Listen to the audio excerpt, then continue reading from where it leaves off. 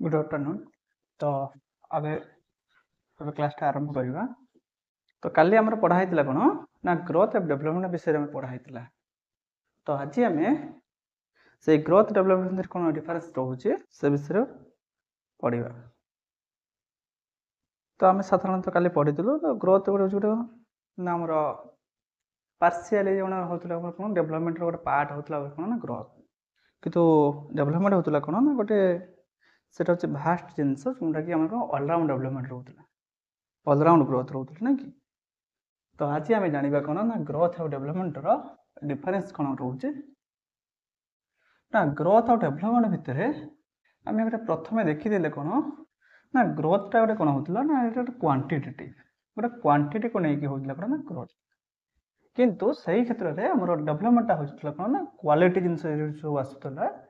से आसूला कौटी ना आम डेवलपमेंट ताले आम प्रथम लिखिपर कौन हो ग्रोथ इज क्वांटिटेटिव।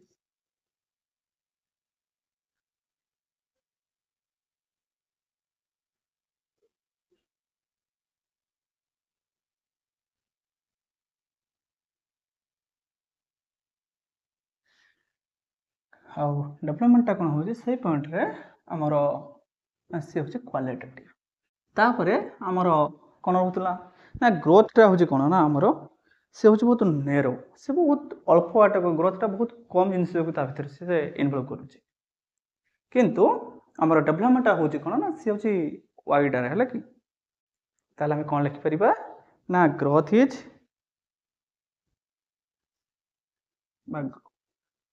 ताल आम देखिले कौन ना ग्रोथटा हूँ नेरो यार ये हूँ कौन नेरो मीनिंग जो क्षेत्र में हूँ कौन आमर डेवलपमेंटा हूँ वाइडर तार एरियाटा बहुत बड़ ग्रोथ तुलन में आमर डेवलपमेंटर एरियाटा बहुत बड़ से तो आम कल कहते ना जे आम डेवलपमेंटर गोटे पार्ट हो डेवलपमेंट गोटे सबसेट हो कौन ना ग्रोथटा। तो ग्रोथटा आम डेवलपमेंट भितर गोटे पार्ट आसूँ तार सबसेट आसूँ। तो तापर आम कौन कहीपर ना आमर यही डेवलपमेंट भितर कौन कहीपर ना ये ग्रोथ आम ग्रोथ और डेवलपमेंट भितर कौन कहीपर ना ग्रोथटा सब आम फिजिकल चेंजेस को आम ये सी सब आम कौन फिजिकल चेंजेस विषय से आम रखुच्छी किंतु आम डेवलपमेंटा कौन रखुच्छे ना सी आमर ओवरऑल डेवलपमेंट को भी बुझे इंडिविजुअल जो ओवरऑल डेवलपमेंट कथा कहले कौन हम ना मेंटल डेवलपमेंट जो फिज आमर कॉग्निटिव डेवलपमेंट जो आमर सोशल डेवलपमेंट मोरल डेवलपमेंट से सब किसी को आमर बुझेब कौन आमर डेवलपमेंटा से मेंटल ग्रोथ हो पारे सोशली जो ग्रोथ होमर जो मोराली जो ग्रोथ हो सब को लेकिन सी आम कौन डेवलपमेंट को बुझेब किंतु आमर ग्रोथटा केवल मात्र आम फिजिकल चेंजेस को सी बुझेब ताले आम कौन रहा ना ग्रोथ रहा आम फिजिकल कैरेक्टरिस्टिक को रेफरेंस करुच्ची किंतु आमर डेवलपमेंट हूँ कौन हो आमर रिलेटेड क्या सहित हो ना सी ओवरऑल डेवलपमेंट जो ओवरऑल चेंजेस आम भितर ओवरऑल ग्रोथ जोटा होटा को बुझाऊँ। तो ओवरऑल चेंजेस भितर जोटा कहीगले जो मोराल हो पारे जो कॉग्निटिव हो पारे सोशली हो पारे आमर जो तुम रोचे कौन ना आमर जो सब रोचे सोशल हो पारे आमर फिजिकल हो पारे ये सब किसी को लेकिन आमर कौन हो ओवरऑल डेवलपमेंट रोचे चेंजेस कहीपर डेवलपमेंट भी कहीपर तुम से ओवरऑल चेंजेस कहीपर ओवरऑल डेवलपमेंट को बुझे पार डेवलपमेंट। तो ये ओवरऑल डेवलपमेंट भितर कौन रहा ना आमर फिजिकल भी आसीपे जो मेंटल आसीपे जो सोशल आसीपे ये सब किसी के आमर कौन हो आम डेवलपमेंट भितर आसूँ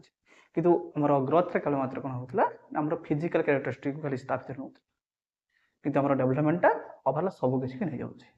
यही सब थी तुम कौन हो आमर ग्रोथ एंड डेवलपमेंट भितर ये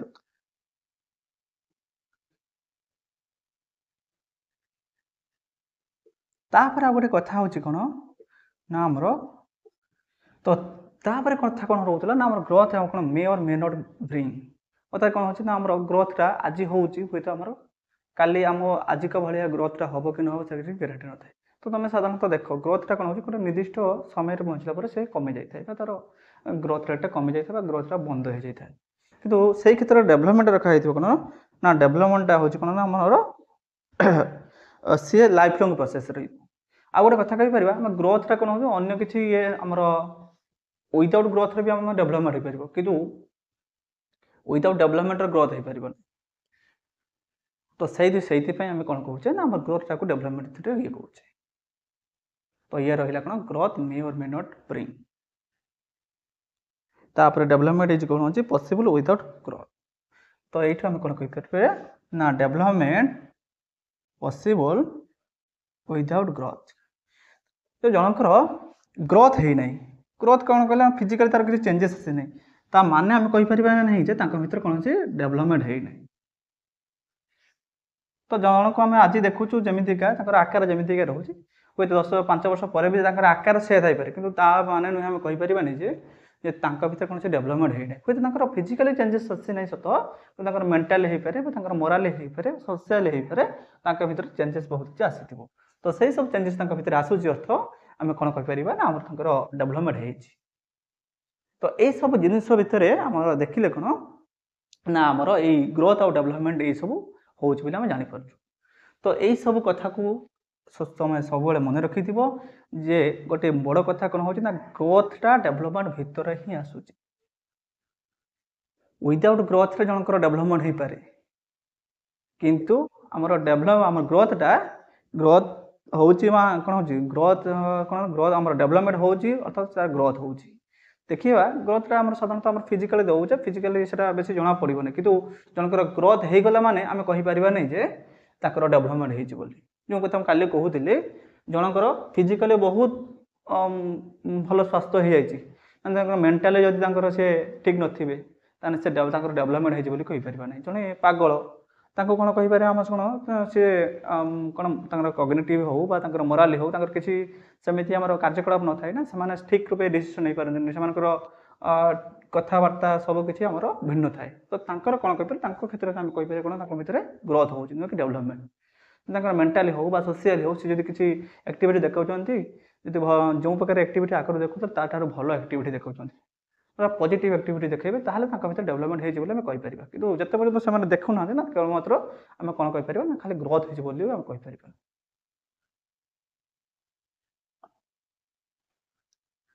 तो यही सब कथा थिला कौन आम ग्रोथ और डेवलपमेंट भितर थिला तो एबे आम जीवा कौन ना कौटी कि ना आम मैच्योरेशन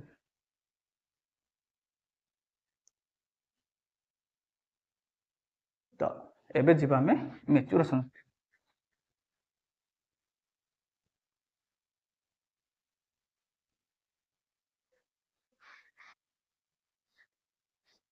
तो आहरी या भर रखिपर आम कौन कौन कहार के ग्रोथ हम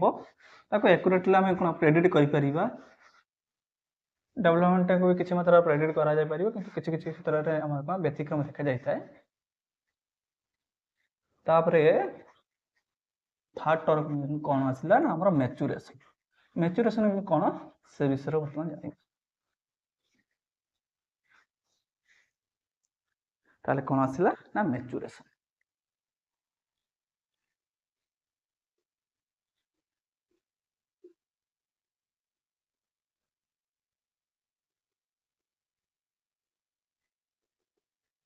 मैच्योरेशन कौन हाँ देख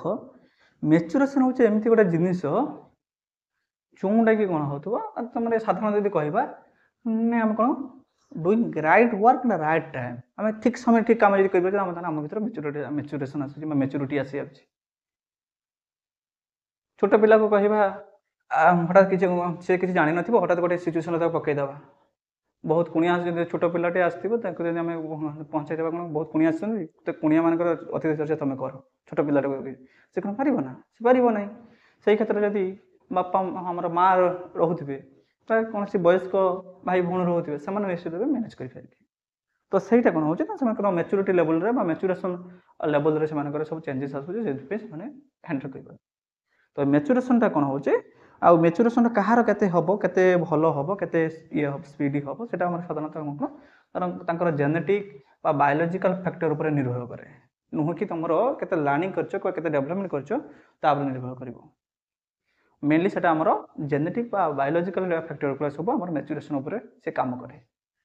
तुम जिते सी आमर शिक्षा दियो ना कहीं जदि देखिथिबो तुम किछि पिला थांती बहुत जिदखोर स्वभावर तांको पाठरे जानिबो जे हाँ बहुत जिदखोरटे नबने आम बहुत पिला थांती रागी पिला को पाठ पढ़ा आम कहवा पाठ पढ़ाते अच्छी ना राग है आमर यही प्रकार असुविधा हुए रागरे आम बहुत भूल कम करदे रागटा आम क्षतिकारक बुझेदेले ठीक अच्छे से समय से बुझीगला से समय बुझीगला से 5-10 मिनट पर्यटन भी से मानि रखिला किंतु देखा गोटे दिन बीती जाऊ तापर कौन हो ता भर जो रागटा थी ना से रागटा पुणी बाहर अर्थात तार मैंने चेंजेस आसेनि तो से सब तो जेनेटिक बायोलोजिकल आमर फैक्टर गुड़ा काम कर शिक्षा पर नहीं था थरे शिक्षा देदेले तो सी से एक्टिविटी देखी न था ना तो यही दृष्टि आम कौन मैच्यूरेशन हूँ चेंजेस तो से आम कौन कह ना मैच्यूरेशन इज द आमर biological and psychological process of development कौन ना मैच्यूरेशन टा हूँ कौन ना biological and psychological process of development जो डेवलपमेंट हूँ कौन जोटा कि नेचुरली ओकर हुए जोटा कि कौन हुए ना नेचुरली अकर हुए आमर बयस सहित से नेचुरली अकर हुए ताले आम कौन कहीपर ना मैच्यूरेशन तो कम ये प्रोसेस लगे maturation is the biological and psychological process of development ना हाँ maturation is the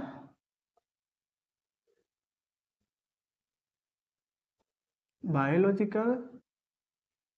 and psychological process of development नहीं कि ताहले हमर मैच्यूरेशन कौन है ना सी गोटे हूँ biological and psychological process of development which occur जोटा कि संगठित हो केमी ना naturally which occur naturally as a people ages देख तो मैच्यूरेशन टा कौन हम ना सी गोटे बायोलोजी जो टी आगे कहीगली कौन सी बायोलोजिकली आमर हूँ कौन साइकोलॉजिकली माइंड जो आम साइकोलॉजी रोचे साइकोलॉजिकली से ये रोचे आ बायोलोजिकली सी हूँ आम फैक्टर सी गोटे कम करुचे जोटा कि नेचुराल हुए प्राकृतिक उपाय हम से कहीं आमर फोर्सफुली जड़े तुमको कहीं कौन तुम हुए तो कौन हो पार ग्रोथ टाक फोर्सफुली करदेवा तुमको अधिक खाद्य दबा अधिक जमी न्यूट्रिएंट्स खाद्य दबा विभिन्न भल एटमोस्फियर दबा सब जब आम ठीक ठीक दबा तुम ग्रोथ टाक हुए चेंजेस कर किंतु आम मैच्यूरेशन टाक आमर हठात फोर्सफुली चेंजेस कर मैच्यूरेशन पीरियड टाक आमर फोर्सफुली आनीपर ना तो यही सब आमर कथा हूँ कौन ना मैच्यूरेशन टाक आम कौन से नेचुराली हम सेटा को आम केते भी फोर्सफुली कर आईटा समय सहित आम मैच्यूरेशन पीरियड टाक आम मैच्यूरिटीटा बढ़ी बढ़ी चलती जिते बयस हम जमी टी आगे कहली जमी छोट बेले आम जहाँ मैच्यूरिटी लेवल थाए आम धीरे धीरे बर्तमान समय तार कौन मात्राटा बढ़ी बढ़ी चली जो लेवल थे आम से लेवल कौन डेवलपमेंट कर तो यहीटा सब कौन रोचे आम मैच्यूरेशन आमर गोटे गोटे कौन हो फैक्टर ये रोचे तार मैच्यूरेशन भितर मेन फैक्टर हूँ कौन आम बायोलोजी आउ कौन साइकोलॉजी ये दुईटा हूँ मैच्यूरेशन मेन फैक्टर तापर आम देखा कौन ना ये मैच्यूरेशन कौन हुए ना यहाँ कंट्रोल हुए ताले यहाँ जब बायोलोजिकल साइकोलॉजिकल बायोलोजिकल आसला मैंने निश्चित रूप कौन हो ना जेनेटिक सी आम कम कर निश्चित रूप मैच्यूरेशन कहार मैच्यूरेशन लेवल बा मैच्यूरिटी लेवल केते हम तार जेनेटिक आम निर्भर कर देखी बहुत छोट पिला था तुम वीडियो आम टीवी देखी जो प्रकार से मैच्यूरिटी शो करती ना मैच्यूरिटी से शो करती बहुत बड़ बड़ लोक भी से प्रकार करते ना तो जो से पिला कहते कौन पिला के बुद्धिया के मैच्योर एमती भी बहुत पिला था बहुत वर्ष अधिक होती मैच्यूरिटी लेवल बहुत लो थाए तो सहीटा कहीं हुए ना जेनेटिक फैक्टर पर से सब होता है तो ताहले आम कौन रहा ना यहीटा कंट्रोल हूँ क्या द्वारा बा आमर कंट्रोल जेनेटिक्स है कि यहाँ कंट्रोल हूँ क्या द्वारा आमर जेनेटिक्स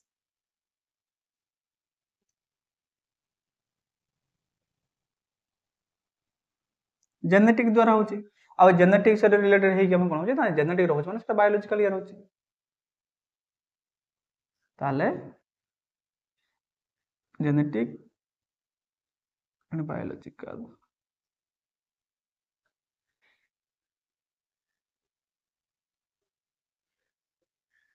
ହେଲା କି। ତ ଏଇ ମ୍ୟାଚୁରେସନଟା କଣ୍ଟ୍ରୋଲ ବାଇ କ'ଣ ହେଉଛି genetic and biological factors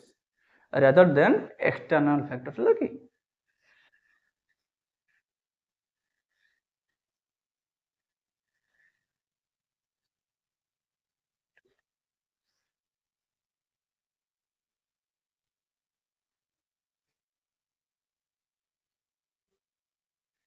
external factor कौन हो कौन हो आमर रेदर देन आमर एक्सटर्नाल फैक्टर एटा आमर जेनेटिक बा बायोलॉजिकल फैक्टर ऊपर आमर बर्षित रोचे नुहे कि आमर एक्सटर्नाल फैक्टर ऊपर एक्सटर्नाल फैक्टर भितर आम नहीं पार कौन अच्छी ना आमर डेवलपमेंट नहीं पार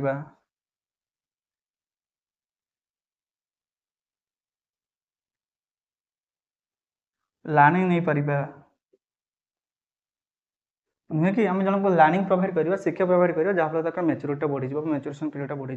आम सेमती कहीपर ना कहीं ना सेमती होते कौन हाँ ना पिला माने आउ कौन थरे तो बुझे देले आमर आउ डाउट बोले किसी न ना कि जदि पिला जदि कौन लर्निंग द्वारा सब किसी ये होता शिक्षा ही सब किसी देता आम से सिचुएसन पकड़ पड़ ना आम खाली पिला कहीदे यही प्रकार कथा है यही प्रकार कम कर कहीदे पिला सब जान तो पिलाटा को सही प्रकार सिचुएसन पकड़ापी पड़ ना जब आम खाली लर्निंग द्वारा होता तो पिलाटा जिते निजे से प्रकार सिचुएसन फिल करूँ से जो प्रकार शिक्षा करे यहीटा यही प्रकार सिचुएसन मत बाहर मत यही प्रकार कर निजे प्राक्टिकल फेस करुचे से कौन हो तार मैच्योरिटीटा बढ़ी जाए मैच्योरेसन पीरियडटा आम कौन हो मैच्योरेसन पीरियडटा फुलफिल हो तार मैच्योरिटी आसी जा तो सहीटा कौन हो लर्निंग द्वारा खाली लर्निंग द्वारा आम देपर ना तो सहीटा पिला सब सेमती कौन आमर मैच्योरिटीटा समस्त सब ठीक सामान समय था आ समस्त सामान हाँ आम भितर कहार भी बेसी कम हाँ ना तो सेमती होते आउ स्पेसिफिक लोक मान कौन हाँ आमर लयर हाँपाई पड़ ना जमी जी चाहिए सेमती लयर हो जाते आमर विचारपति हो पारते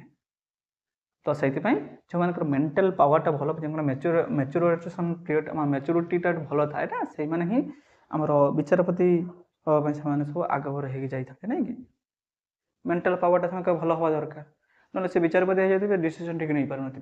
आ सी निजे ही मैच्योर हो नथिबे तो डिसीजन केमिति नेबे ये मैच्योर पर्सन ही आमर कौन आमर लॉ केस रे सब जाहांती यही सब थिला कौन आमर मैच्योरेसन ईयर थिला तो यही सब तो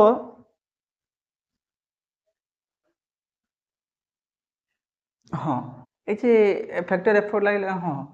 खाली आमर लर्निंग रोचे डेवलपमेंट रोचे डेवलपमेंटा आम मैच्योरेसन को से ये करुचे किंतु डेवलपमेंट भितर कौन हो जो डेवलपमेंटा लर्निंग रोचे से सब रहा हाँ आउ गोटे कथा कौन हो मैच्योरेसन जो रोचे ना से मैच्योरेसनटा आम कौन करवा आम गोटे एक्सपीरियंस नहीं देवा जे एक्सपीरियंस आम मैच्योरेसनटा बढ़ी ना सेमती हम ना एक्सपीरियंस कौन हम आम डेवलपमेंटा बढ़ नुहे कि आमर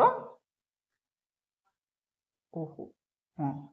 तो नुहे कि आमर कौन हम ना मैच्योरेसनटा बढ़ी तो यही सब जिनस कौन हो मैच्योरेसन रोचे तापर आमर मैच्योरेसन कौन कौन फैक्टर काम करुच्ची मैच्योरेसन टाइप कौन से विषय में आम जाना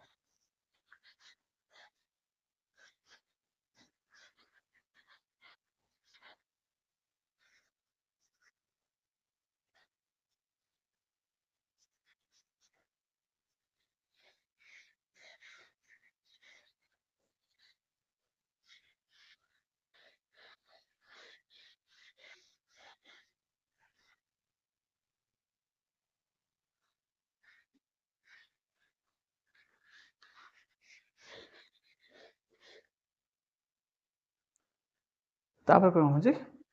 कैरेक्टरिस्टिक्स ऑफ मैच्योरेशन आम कौन मैच्योरेशन कौन कैरेक्टरिस्टिक्स रोचे से विषय में बर्तमान जाना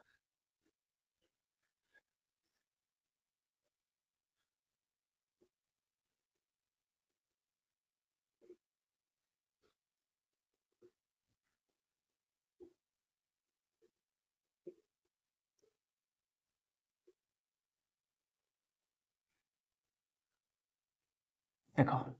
तुम कैरेक्टरिस्टिक्स भितर कौन रोचे आम मैच्योरेसन भितर देख ना गोटे मैच्योरेसन जो हो गोटे इनेट प्रोसेस रे हो आम भितर गोटे प्रोसेस चलुची मैच्योरेसन कौन आम देखिपुर एत प्रकार एत तार मैच्योरेसन हो जाए तार एत से मैच्योर हो जाए तो सहीटा साधारण दृश्य मान हुए गोटे इनेट प्रोसेस मध्यम हुए आम गोटे अंतर्निहित प्रोसेस से सब कम्प्लीट हुए नुक ताको आम जब फिजिकल ग्रोथटा हो जापर से पिलाटी पतला था मोटा है से एमती हाइट कम थी हाइट अधिक है देखिपार कि मैच्योरेसन किए के कहार के मैच्योरिटी लेवलटा बढ़ी जाए आम देखिपार इनेट प्रोसेस हुए तापर कौन होते ना मोर मैच्योरेसन गोटे सिक्वेन्शियल ऑर्डर हुए सिक्वेन्शियल हुए सिक्वेन्स हो आम प्रेडिक्टेबल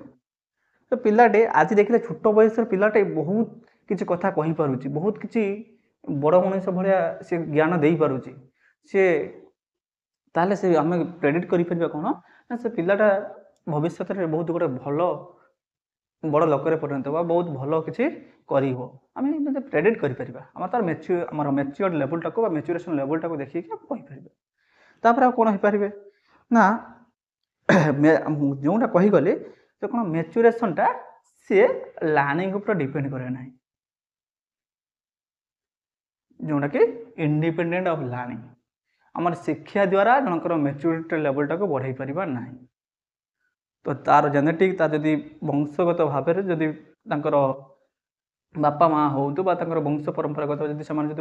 भल मैच्योर व्यक्ति विशेष होते हैं निश्चित रूपे पिला से लेवल हबार संभावना अधिक बायोलॉजिकली जदि से प्रकार फिट रोथबो ताहले से आमर कौन हो पार ना मोर मैच्योरेसन लेवल ठीक रही पार अदरवाइज से मैच्योरिटी लेवल तार ठीक हम ना अन्य मान भाया मान भल जो मान हुए से हुए तापर हूँ कौन एज रिलेटेड जिते बयस बढ़ुव आमर मैच्योर लेवलटा मैच्योरेसन लेवलटा कौन बढ़ी बढ़ी चलता ना आम से अधिक मैच्योर हो जाऊँ ताहले कौन कहले कौन रही प्रथम रहा कौन इनेट प्रोसेस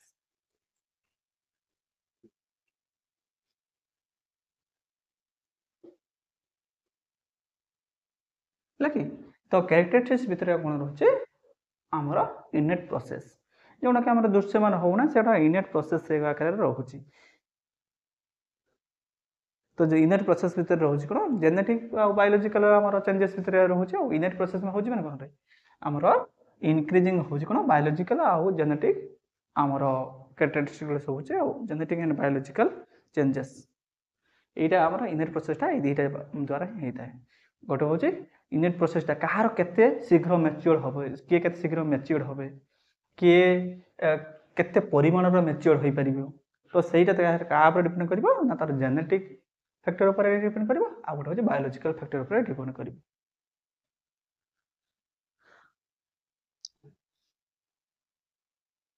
एटा थिला आम कौन इनेट प्रोसेस भितर यहाँ गवर्न हो द्वारा आम जेनेटिक आउ बायोलॉजिकल तापर कौन रहा सिक्वेन्शियल एंड प्रेडिक्टेबल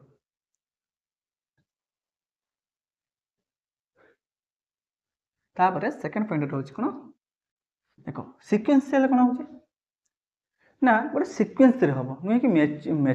मैच्योरेसनटा मैच्योरेसनटा गोटे सिक्वेन्स हम केमी हम देख जिते बड़े पिलाटे चलवा आरंभ करे ना सी कौन पिलाटे कौन सीधा सड़क चलवा आरंभ करे ना ता आगर किसी किसी प्रोसेस दे जाइकी से चलवा आरंभ करे तो निश्चित रूपे पिलाटी कौन हो ना सी गोटे प्रोसेस देकी जमी कौन हो पिलाटी प्रथम घसड़ी घसड़ी जीवा आरंभ कर से चलो तो चलवा पूर्व सी कौन हो ना आमर घसड़वा तार ताले सी कौन कर क्रॉल बिफोर वॉक चलवा पूर्व से कौन होता है ना यहाँ गोटे आम कहीपर कौन हो चलवा पूर्व से घुषुड़ा आरंभ कर आगे जमी कौन कहे ना पेटे थोपर बस घुषुड़ी घुषुड़ी चलवा एम प्रोसेस हुए सिक्वेन्शियल ऑर्डर हम नुहे कि पिलाटे जन्म हो गला सीधा सड़क से चलवा आरंभ कर सब प्रोसेस जीव ना सीधा सड़क चलो आ गोटे प्रेडिक्ट कौन कहीपर पिलाटे देखिले गोटे गोटे शब्द कहूँ बापा माँ एमती कहूँ ताले आम कह कौन ना पिलाटा ताले कथा पिलाटे कथा कहीपर ठीक रे कथा कहीपर आप प्रेडिक्ट कर तार तार कौन हम ना सी गोटे मैच्यूरेसन को जीव सी निश्चित रूपे सी कथा कुआ मैच्यूरेसन को सी जीव निश्चित रूपे तो सही आम प्रेडिक्ट कर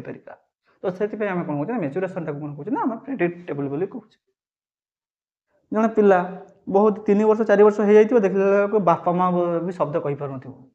से कौन ना बापा माँ से कौन होते ना चिंतार पड़ जाती जे पिला एत वर्षर हो गलानी किसी शब्द ही कहूना पिलाटी आम बोधे कथा कहीपर ना बोधे मूक हो जाइए तो से कौन करती ना आम डाक्तर पाखक चाहती तो आम जेहेतु देखिले बापा माँ पिलाटी कहूँ किसी शब्द गोटे गोटे कहूँ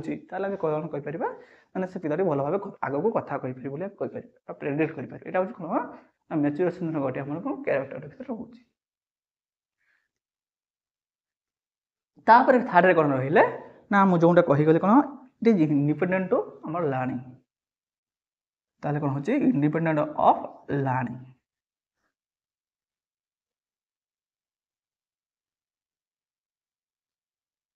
देख कौन हो ना मैच्यूरेसन कौन हो आम शिक्षा द्वारा मैच्योर कर ना तुम गोटे पिलाटे शिखेबा देखिए कौन ना आमर पिलाटा को खाली शिक्षा देदेबा जे एमतीका गोड़टा खाली कौन करवा ना आमर साइकेल चलाइबा शिखेबा केमती ना गोड़टा ऊपर को उठेब पेडल उपर रख तुम सीट उपर बस सीट उपर बस पेडल उपर रख गोड़टा को उठेब पिला कौन सीधा सड़क कौन शिक्षा तो देदेले से पिला कौन सीधा सड़क से सब आम साइकेल चलैदेव कि से पूरा गोटे प्रोसेस प्रथम साइकेल गड़ेवा आरंभ कर साइकेल ठीक गड़ेवा कर सारापर से साइकेल धीरे धीरे पेडल पर गोड़ रखा आरंभ कर धीरे धीरे से कहीदे शिक्षा देदेले से आम मैच्यूरेसन को सी चली सेमती हम ना ना तो से कौन हो लर्निंग टा केत भी आमर मैच्यूरेसन को डिपेंड करना मैच्यूरेसन टा डिपेंड करे ना क्या ना लर्निंग उपर सेमती कही समस्ते कौन होता लर्निंग द्वारा ही मैच्योर पावर को बढ़े दिए ना तो तापर कौन रोला आमर एज रिलेटेड भितर मुझे जोटा कहीदेली आम जो बयस बढ़ुव ना एज बढ़ा सहित आम मैच्यूरेसन टा भी बढ़ी बढ़ी चलती ना कि तापर कौन आसला एज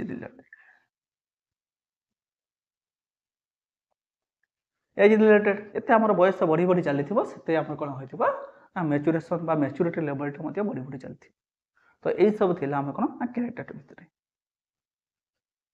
तापर आसवा कौन आमर क्यारेक्टर पर टाइप ऑफ मैच्यूरेशन को आम जीवा बर्तमान टाइप ऑफ मैच्यूरेशन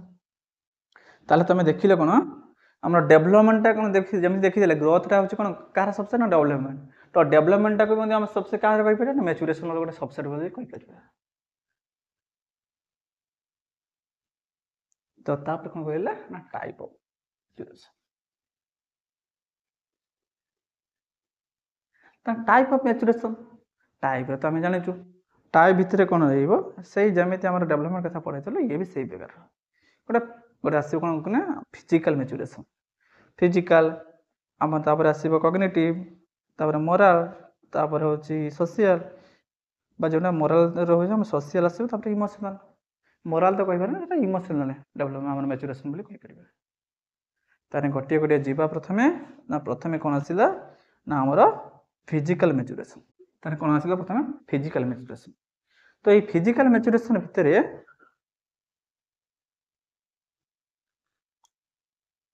क्या रेफरेंस करुचे ना यहाँ रेफरेंस करुचे कौन हो ना नेचुरल बायोलॉजिकल ग्रोथ ताने ये फिजिकल ये हूँ कौन ना यहाँ रेफरेंस करुचे कौन it is reference to the natural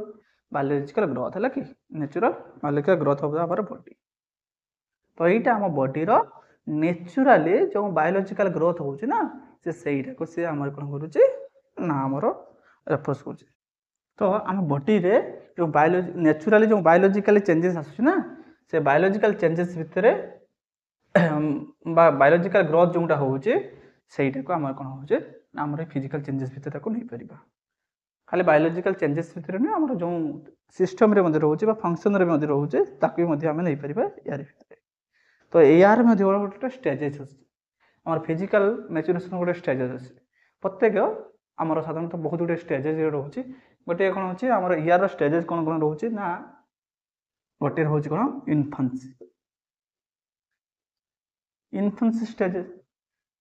stage जोटा आसूचे जोटा कि साधारणतः पिलाटे जन्म पाखरु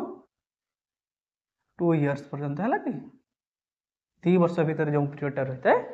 इन्फेंसी स्टेजेस बोली कहूचे। तो से इन्फेंसी स्टेजेस रे कौन होता है ना देखी तुम कौन हो ना पिलाटी किसी रिफ्लेक्स एक्शन देखी था एक्शन भितर कौन हो ना पिलाटीर साधारणतः ये सकिंग कर ग्रस्पिंग कर पिलाटी हाथ कौन हो सक पड़ जाऊ कि गोटे देखिकी गोटे सक होमर हसी उठब यही सब आम इन्फेंसी पीरियड तार होता है। तापर आ कौन होता है ना आम रिफ्लेक्स एक्शन भितर कौन होता है ना आम सकिंग आ ग्रस्पिंग जमी रोचे सेमती डेभलप आम मोटर स्किल कौन हो सिटिंग क्रॉलिंग ये बसवा घोषड़ी घोषड़ी जावा से सब होता है। साधारणतः आम यही पीरियड भितर आम 2 प्रकार कौन होता है गोटे आम रिफ्लेक्सिव एक्शन आ गोटे होता है मोटर स्किल गोटे होता है reflex action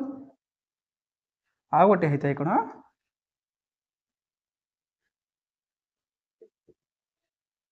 develop motor skill. ए रिफ्लेक्स एक्शन भितर आमर कौन ना सकिंग होता है जो पिला किसी गोटे देखिक सक हो तो यही सब पीरियड आम साधारणतः 0 to 2 ईयर भितर होता है। तापर आम डेभलप मोटर स्किल भितर कौन होता है से कौन कहता है सिटिंग कर मैंने बसी थाए तापर जो घोषड़ी घोषड़ी जावा से यही सब साधारणतः आम इन्फेंसी पीरियड होता है। इन्फेंसी पीरियड आम जिते कम्प्लीट हो जाए से कौ ये जाऊँगी ना आम चाइल्डहुड जोटा कहे आम 3 ରୁ 12 वर्ष जोटा रोचे सेटा हूँ चाइल्डहुड पीरियड रे।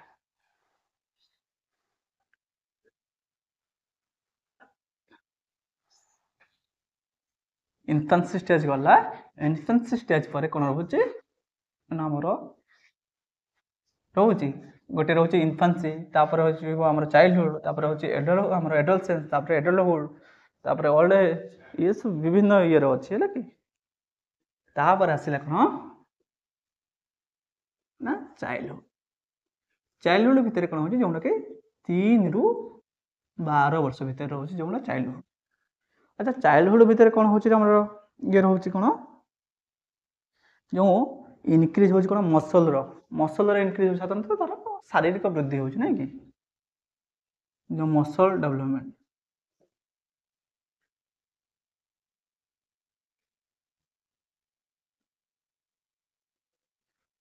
मसल जो इनक्रीज होचे सेटा हूँ आम कौन चाइल्डहुड पीरियड रे सेटा हूँ कौन फिजिकल आमर चेंजेस भितर आसूची फिजिकल चेंजेस भितर आसूची फिजिकल मैच्योरेशन भितर से आसूची। तापर आ कौन रोचे आमर फाइन मोटर स्किल माने कौन देख प्रथम पिलाटी कौन हो हाथ गोड़ सेमती उठेबार तापर कौन हाथ टे देखी यही समय ही सी आम कौन हाथ धरवा आरंभ करे छोट पिला जो कर देखिए से सब कौन हो जिनटा को हाथ आंगुली नुह पूरा हाथ में धरने चेष्टा करूँ जिते आम इन्फेंसी पीरियड है जो चाइल्डहुड पीरियड आसो ना से एक्यूरेट तार हाथ आंगुली धरने आरंभ कर तो तार सब ना मोटर स्किलटा से आरंभ होता है तार कोऑर्डिनेशन आसी था आम ऑर्गन भितर तार कोऑर्डिनेशन गोटे आसी था हाथ भितर गोड़ ये तार गोटे कोऑर्डिनेशन आसी था किंतु जो छोट थाए से देखिए से कौन पूरा पूरी जिनटा को पूरा धरब एमती नुहे कि आंगुली धरने चेष्टा कर तो से कौन ना छोट ठीक से धरी पारते ना पिला दौथब पिला छोट पिला को से कौन पकई दौथब कि जिते पिला चाइल्डहुड पीरियड को जीवन से ठीक से धरवा आरंभ कर तो यहीटा हूँ कौन आम कोऑर्डिनेशन हो तार आम कौन रोचे ना आम ऑर्गन उपर ता सहित आप कौन हो फाइन मोटर स्किलटा डेभलप होपर कौन रोचे ना एडोलसेंस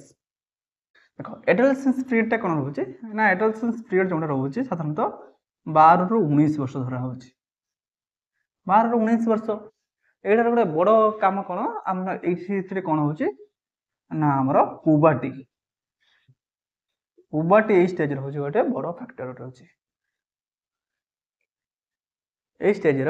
कौन रोचे ना पुबर्टी ये हूँ पुबर्टी बढ़ुच आमर यौवन आरंभ हो यौवनटा आरंभ हो स्टेज देखिए से समय कौन हो ना पिला जमी पुओ पिला देखिए कौन निश दाड़ी उठे थाए तो फिजिकाली आम बायोलोजिकली से चेंजेस आसी था हार्मोनल चेंजेस आसी था तो यही समय कौन होता है पुबर्टी आम लीड आम कौन होता है এই ପୁବାର୍ଟିଟା କ'ଣ ପାଇଁ ନା ହର୍ମୋନାଲ ଚେଞ୍ଜେସ୍ ପାଇଁ ଏଇସବୁ ହେଇଥାଏ। ସାଧାରଣତଃ ଏଇଟା ହେଉଛି କ'ଣ ଆମର 12ରୁ 19 ବର୍ଷ ଭିତରେ ହେଇଥାଏ। ତାପରେ ଆସୁଛି କ'ଣ ନା ଏଡଲ୍ଟହୁଡ୍। ଏଡଲ୍ଟହୁଡ୍ ଭିତରେ କ'ଣ ଆସିବ ନା 20ରୁ 60 ବର୍ଷ ଆମେ ଧରି ଦେଉଛୁ, ଯେଉଁଟା ଆସିଲା ଏଡଲ୍ଟହୁଡ୍। ତ ଏଡଲ୍ଟହୁଡ୍ ଭିତରେ କ'ଣ ହେଉଛି ଆମର ଫିଜିକାଲି ପିକ୍ଟା ହେଉଛି ଆମର କ'ଣ ସାଧାରଣତଃ ୟା ଭିତରେ ଦେଖାଯାଇଛି ଫିଜିକାଲ ପିକ୍ କେତେବେଳେ ରହୁଛି, ଯେତେବେଳେ 20ରୁ 30 ବର୍ଷ ଭିତରେ ଫିଜିକାଲ ପିକ୍ରେ ସେ ରହୁଛି। ଫିଜିକାଲି ସେ ପିକ୍ ମାନେ ତାର ଏକ୍ସଟ୍ରିମ୍ ପଏଣ୍ଟରେ ରହୁଛି। ଆଉ 30 ବର୍ଷ ବାହାରିଲା ପରେ ତାର ଫିଜିକାଲି କ'ଣ ହେଉଥିବ ଧୀରେ ଧୀରେ କ'ଣ ହେଉଥିବ ତାର ଶାରୀରିକ ବୃଦ୍ଧିଟା ସେତେ ହୁଏ ନାହିଁ। ଏଇ 20ରୁ 30 ବର୍ଷ ଭିତରେ ତାର ଫିଜିକାଲ ଆମର ଚେଞ୍ଜେସଟା ବହୁତ ଅଧିକ ମାତ୍ରାରେ ହେଇଥାଏ। ତାପରେ ଶେଷରେ କ'ଣ ରହୁଛି ନା ଶେଷରେ ହେଉଛି କ'ଣ ଓଲ୍ଡ ଏଜ୍। ଚାଇଲ୍ଡହୁଡ୍ ଗଲା, ଏଡୋଲେସେନ୍ସ ଗଲା, ତାପରେ ଏଡଲ୍ଟହୁଡ୍, ତାପରେ ଓଲ୍ଡ ଏଜ୍। ଓଲ୍ଡ ଏଜ୍ଟା ଯେଉଁଟା ରହୁଛି କ'ଣ 60+ ରହୁଛି ଆଉ ଯେଉଁଟା ଓଲ୍ଡ ଏଜ୍। ଓଲ୍ଡ ଏଜ୍ରେ ତୁମେ ତ କହିବା ପାଇଁ ପଡ଼ିବ ନାହିଁ, ତ କ'ଣ ହେଇଥିବ ନା ସବୁ ସେତେବେଳେ କ'ଣ ହେବ ତୁମ ମାଂସପେଶୀ ସବୁ ସଙ୍କୁଚିତ ହେଇଯିବ ନା କମ୍ପ୍ରେସ୍ ହେଇ, ତ ତାପରେ ହେଇଥିବ କ'ଣ ଆମର ଗ୍ରୋଥଟା ବହୁତ ଡିକ୍ରିଜ୍ ହେଇଯିବ। ତ ଫିଜିକାଲି ଗ୍ରୋଥଟା ବହୁତ ଡିକ୍ରିଜିଂ ଅର୍ଡ଼ରରେ ସେ ରହିବ। ଏଇଟା ସବୁ ହେଉଛି କ'ଣ ନା ଆମର ମ୍ୟାଚୁରେସନ୍ରେ ଇଏ ହେଉଛି। ତ ସେଠି ଆଉ ଇଏ ହଉ ନାହିଁ ବେଶୀ କିଛି, ଏଇସବୁ ଜିନିଷ ସବୁ ଆମର ଫିଜିକାଲ ମ୍ୟାଚୁରେସନ୍ ଭିତରେ ଏଇସବୁ ଷ୍ଟେଜ୍ ହେଇକି ଯାଉଛି। ଏଇଟା ଗଲା କ'ଣ ନା ଫିଜିକାଲ ମ୍ୟାଚୁରେସନ୍ରେ ଥିଲା। ତାପରେ ଆସିବା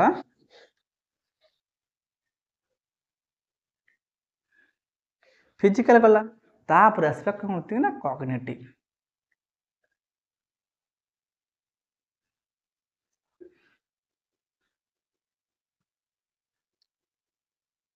ତାହେଲେ ଏଟା କେତେ ନମ୍ବର ନା 2 ନମ୍ବର ହେଲା କି କଗ୍ନିଟିଭ୍ ମ୍ୟାଚୁରେସନ୍। ତ କଗ୍ନିଟିଭ୍ ମ୍ୟାଚୁରେସନ୍ ଭିତରେ କ'ଣ ହେଉଛି ନା ଫିଜିକାଲି ଦେଖିଦେଲ, ଫିଜିକାଲି ଗଲା, ଫିଜିକାଲ ପରେ କଗ୍ନିଟିଭ୍ ଆସିବ, ମେଣ୍ଟାଲି ଯିବା, ମାଇଣ୍ଡ କତି ପହଞ୍ଚିବା ହେଲା କି। ତ ଏଇ କଗ୍ନିଟିଭ୍ ମ୍ୟାଚୁରେସନ୍ ଭିତରେ ଗୋଟେ କଥା ଦେଇ କ'ଣ ହେଉଛି ନା ଆମର ଜିନ୍ ପିଆଜେଟ୍ ସିଏ ଗୋଟେ ମତ ଦେଇଛନ୍ତି ହେଲା କି। ସାଇକୋଲୋଜିଷ୍ଟ ଜିନ୍ ପିଆଜେଟ୍ ତାଙ୍କର ଗୋଟେ ମତ ଅଛି ବା ସିଏ ଗୋଟେ ଆମର ଥିଓରି ଦେଇଛନ୍ତି, ସେଟା ଧୀରେ ଧୀରେ ପଢ଼ିବା, ଏଇଟା ଖାଲି ସଂକ୍ଷିପ୍ତରେ ତୁମେ ଜାଣି ରଖ। ତାହେଲେ କଗ୍ନିଟିଭ୍ ମ୍ୟାଚୁରେସନ୍ ଆମର ମେଣ୍ଟାଲି କେଉଁ ପ୍ରକାର ଆମର ମ୍ୟାଚୁରେସନ୍ଟା ହେଉଛି ମାଇଣ୍ଡ ଅନୁସାରେ। ତ ଏଇଟା କିଏ ଦେଇଛନ୍ତି ନା ଆମର ଜିନ୍ ପିଆଜେଟ୍।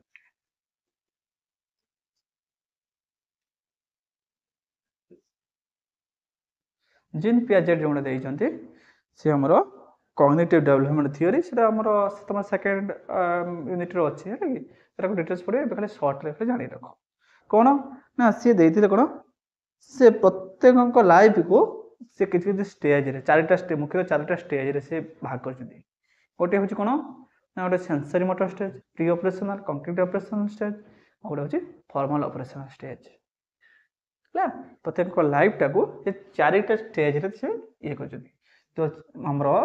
ମ୍ୟାଚୁରେସନ୍ଟାକୁ ସେ 4ଟା ପାର୍ଟରେ ଇଏ କରୁଛନ୍ତି। ତ ସେ 4ଟା ପାର୍ଟ କ'ଣ ହେଉଛି ନା ଗୋଟିଏ ହେଉଛି ସେନ୍ସରି ମୋଟର ଷ୍ଟେଜ୍, ଯେଉଁଟା ସାଧାରଣତଃ ଏ ବି ମଧ୍ୟ ସେ 0ରୁ 2 ଇୟର୍ ହେଲା କି ସେନ୍ସରି ମୋଟର ଷ୍ଟେଜ୍। ତାପରେ 2 ନମ୍ବର ତାଙ୍କର କାଟାଗୋରୀ ଭିତରେ କ'ଣ ହେଉଛି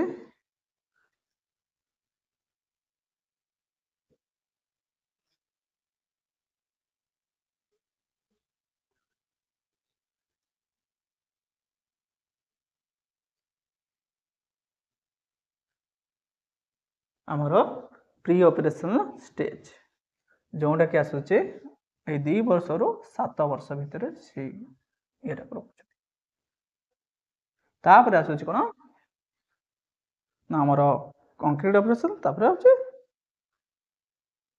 ଏଇଟା ରଖୁଛି କ'ଣ କେଉଁଠି 7ରୁ 11 ଦିଏ, କେଉଁଠି 12 ଦିଏ ହେଲା କି, 7ରୁ 12 ବା 13 ବି କେଉଁଠି ବି ଦେଇଦେଉଛି ହେଲା କି। ଏଇଟା ସବୁ 7ରୁ 12 ଧରିଥାଉ, 7ରୁ 12 ବର୍ଷ ଭିତରେ। ଆଉ ଗୋଟେ ହେଉଛି ଫର୍ମାଲ ଅପରେସନ୍, ଏଇଟା 12ରୁ ସାଧାରଣତଃ 20 ବର୍ଷ ପର୍ଯ୍ୟନ୍ତ ସେ ଦେଇଛନ୍ତି, ଆଉ ବେଶୀ ଇଏ ନୁହଁ, 12+ ଧରିଥାଉ। ଆଉ ତୁମର ଇଏ ଉପରେ ଆଉ ନିର୍ଦ୍ଦିଷ୍ଟ ଦେଇନି, ସେ 12+ ସବୁ କାଟାଗୋରୀଟାକୁ 12+ ସେ ରଖିଛନ୍ତି। ତ ଏଇ ସେନ୍ସରି ମୋଟର ଷ୍ଟେଜ୍ରେ କ'ଣ ହେଉଛି ନା ପିଲାମାନେ ଯାହା ବି ସବୁ ଶିଖନ୍ତି ନା, ଯାହା ବି ସବୁ ମ୍ୟାଚୁରିଟି ହୁଏ ତାଙ୍କ ଭିତରେ ଆସେ ନା, ତେଣୁ କ'ଣ ହବ ନା ସେନ୍ସ ଅର୍ଗାନ ଭିତରେ ହିଁ ନିର୍ଭର କରି ସେ ସବୁ ଡେଭଲପ୍ ହେଉଛି। ଯେତେ ସବୁ ମ୍ୟାଚୁର୍ଡ ହେଉଛନ୍ତି ବା ସେନ୍ସ ଅର୍ଗାନ ଉପରେ ବା ସେମାନଙ୍କର ଆଉ ମୁଭମେଣ୍ଟ ଉପରେ, ଏଇ ଦୁଇଟା ଉପରେ ନିର୍ଭର କରିକି ସେମାନଙ୍କର କ'ଣ ହେଉଥିବ ନା ଆମର ମ୍ୟାଚୁରେସନ୍ ପିରିୟଡ଼ଟା ମ୍ୟାଚୁରେସନ୍ଟା କ'ଣ ହେଉଛି ନା ଡେଭଲପ୍ ହେଉଛି। ଏଇଟା ହେଉଛି ସାଧାରଣତଃ ଆମର ସେନ୍ସରି ମୋଟର ଷ୍ଟେଜ୍ରେ। ତାପରେ ଯେତେବେଳେ ଆସିଯାଉଛି ପ୍ରି ଅପରେସନ୍ ଭିତରେ କ'ଣ ନା ସିମ୍ବଲିକ୍ ସିମ୍ବଲ୍ ଆସିଯାଉଛି। ଯେଉଁଟା ସେନ୍ସ ଅର୍ଗାନ୍ ଥିଲା ସେଇଟାକୁ କ'ଣ ହେଉଛି କନଭର୍ଟ ହେଇଯାଉଛି କ'ଣ କେଉଁଠିକି ନା ଆମର ସିମ୍ବଲିକ୍ ଥିଙ୍କିଂ। ପ୍ରଥମେ ସେନ୍ସରୁ ଜାଣୁଥିଲେ, ତାପରେ ଆସିବ କ'ଣ ନା ସିମ୍ବଲିକ୍।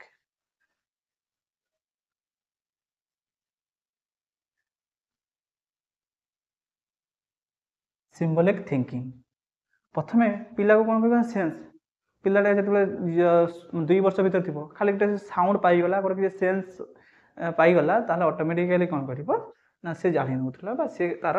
ଆମର ମ୍ୟାଚୁର୍ଡ ହେଇଯାଉଥିଲା, ତାର ସେଇ ପ୍ରକାର ମ୍ୟାଚୁରେସନ୍ଟା ଡେଭଲପ୍ ହେଉଥିଲା। ପିଲାଟାକୁ ଦେଖିଥିବେ ଯେତେବେଳେ ତାଙ୍କ ମା ଯଦି ପାଖକୁ ଯିବେ କିଛି ଗୋଟେ ସାଉଣ୍ଡ କ୍ରିଏଟ୍ କରିଦେବେ, ତାହେଲେ ସେ ପିଲାଟି କ'ଣ ହେଉଥିବ ତାଙ୍କ ପଟକୁ ସେ ଚାହିଁବା ଆରମ୍ଭ କରିବ। ସେତେବେଳେ ସେ ଆଉ କିଛି ଜାଣିନଥାଏ। ଯେତେବେଳେ ସିଏ ଆମର ପ୍ରି ଅପରେସନ୍ ଷ୍ଟେଜ୍ରେ ପହଞ୍ଚିବ ନା, ସେତେବେଳେ ସେ ତା ସେନ୍ସ ଉପରେ ଆମର ଡିପେଣ୍ଡ ହେଇକି ରହିବ। ସେ କ'ଣ ସିମ୍ବଲ୍ସ ଖୋଜିବ, ଯେ ସିମ୍ବଲ୍ କ'ଣ ନା ଗୋଟେ ଖାଦ୍ୟ କିଛି ଆସିଗଲା ମାନେ ମୋତେ ଏବେ ଖାଇବା ପାଇଁ ଦିଆଯିବ, ସେ ଜାଣିନେବ ମୋତେ ଖାଇବା ପାଇଁ ଦିଆଯିବ। ତ ସେତେବେଳେ ସେ କ'ଣ ସିମ୍ବଲିକ୍ ଥିଙ୍କିଂ ସେ ଆମ ତା ଭିତରେ ଆସିଯିବ, ସିମ୍ବଲ୍ ଲାଗିବ। ତ ତାପରେ ଆସିବ କଂକ୍ରିଟ୍ ଅପରେସନ୍ ଷ୍ଟେଜ୍ରେ ସିମ୍ବଲ୍ରୁ ସେ କ'ଣ ଡେଭଲପ୍ ହେବ ନା ଲଜିକାଲ୍ ଥିଙ୍କିଂକୁ ଯିବ, ଶେଷରେ ଆସିବ କ'ଣ ଆବଷ୍ଟ୍ରାକ୍ଟ ଥିଙ୍କିଂ। ତାପରେ ଏଇ ଯେଉଁଟା ଷ୍ଟେଜ୍ରେ କଂକ୍ରିଟ୍ ଅପରେସନ୍ ଷ୍ଟେଜ୍ରେ କ'ଣ ହେଉଛି ନା ସେ ଲଜିକାଲ୍ ଥିଙ୍କିଂକୁ ଯିବ।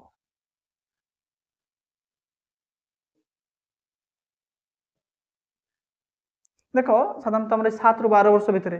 ପିଲାମାନଙ୍କର ବେଶୀ ଭିତରେ କ'ଣ ଆସିଥାଏ ନା ଲଜିକାଲ୍ ଥିଙ୍କିଂ। ଏହା ପାଇଁ କେଉଁ କାରଣ ପାଇଁ ଏଇଟା ହେଲା ସେ ଲଜିକ୍ଟା ଖୋଜିବ ନା,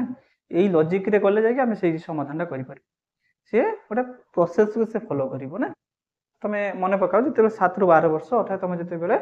2ୟ 3ୟ ଶ୍ରେଣୀରେ ପଢ଼ିବା ଆରମ୍ଭ କରୁଥିବ, ସେତେବେଳେ ତମେ କ'ଣ କରିବ ନା ଏଇଟା କେମିତି ହେଲା, ତ ଲଜିକ୍ ତା ଭିତରେ ବାହାର କରିବ ନା, ଲଜିକ୍ଟା ଖୋଜିବ। ତାର ମ୍ୟାଚୁରେସନ୍ ସେ ଲଜିକାଲ୍ ୱେରେ ହୁଏ, ହେଲା କି। ତାପରେ ଯେତେବେଳେ ସେ ପହଞ୍ଚି ଯାଉଛି କ'ଣ ନା ଫର୍ମାଲ୍ ଅପରେସନ୍କୁ, ସେତେବେଳେ ସେ ଆଉ ଲଜିକ୍ ରହୁନାହିଁ, ସେଠୁ ସେ ଆବଷ୍ଟ୍ରାକ୍ଟ ଥିଙ୍କିଂକୁ ପଳାଯାଉଛି।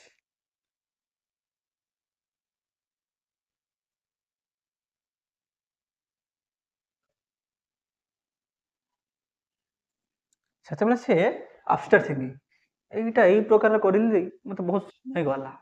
ଏଇଟାକୁ ମୁଁ ଏଇ ପ୍ରକାର ଯଦି କରିବି ମାନେ ସେ କ'ଣ ମାନେ ଡେଭଲପମେଣ୍ଟ କରିବେ, ତା ଭିତରେ ବହୁତ କ'ଣ କରିବ ଚେଞ୍ଜେସ୍ ଅଛି। ଯେ ମୁଁ ଏଇ ପ୍ରକାର କଲାକୁ ମୋତେ ବହୁତ ସମୟ ଲାଗୁଛି, ମୁଁ ଯଦି ତାକୁ ଅନ୍ୟ ୱେରେ କରିଥାନ୍ତି ବହୁତ କମ୍ ସମୟରେ କେମିତି କରିପାରିବି, ତା ଭିତରେ ସେ କ'ଣ ନା ଆବଷ୍ଟ୍ରାକ୍ଟ ଥିଙ୍କିଂକୁ ଆସିବ।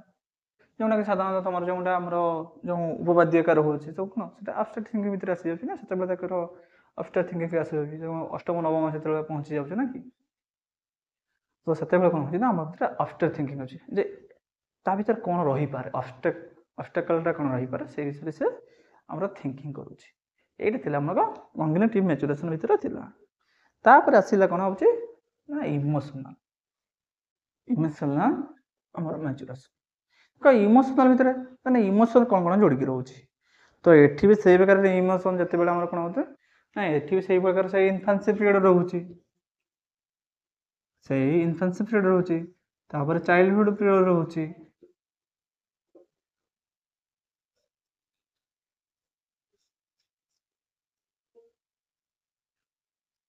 ଏଡୋଲେସେନ୍ସ ରହୁଛି, ତାପରେ ଆସୁଛି କ'ଣ ଏଡଲ୍ଟହୁଡ୍ ରହୁଛି। ତ ଏଇସବୁରେ ଇମୋସନ୍ ସବୁ କ'ଣ କ'ଣ ରହୁଛି ଦେଖ। ଚାଇଲ୍ଡହୁଡ୍ ଭିତରେ କ'ଣ ଇନଫାନ୍ସି କ୍ଷେତ୍ରରେ କ'ଣ ହେଉଛି ନା ଇମୋସନ୍ କ'ଣ ହେଉଛି ନା ତାର ବେସିକ୍ ଇମୋସନ୍ କ'ଣ ରହୁଛି ନା ଆମର ଫିୟର୍ ରହୁଛି। ବେସିକ୍ ଇମୋସନ୍ ଭିତରେ କ'ଣ ହେଉଛି ଇନଫାନ୍ସି ଇଏରେ କ'ଣ ହେଉଛି ନା ବେସିକ୍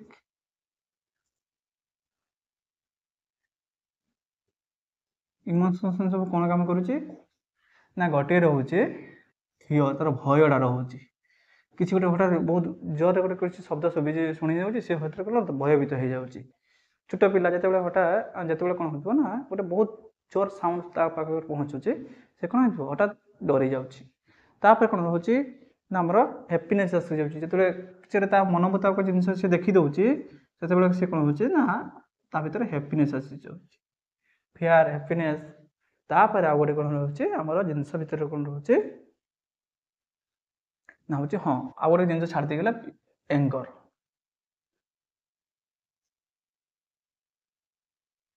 ତ ଏଇସବୁ ଜିନିଷ ଭିତରେ ଆମର କ'ଣ ହେଉଛି ନା ଆମର ଇନଫାନ୍ସି ଷ୍ଟେଜରେ ତାର ଡେଭଲପମେଣ୍ଟ ହେଉଛି।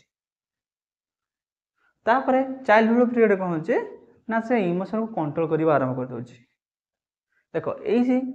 ଇନଫାନ୍ସି ପିରିୟଡ଼ରେ ପିଲା ଯାହା କହୁଥିବ ସେ ସେଇଟାକୁ ହିଁ ନେବ, ସେ ସେଇ ପ୍ରକାର ତାର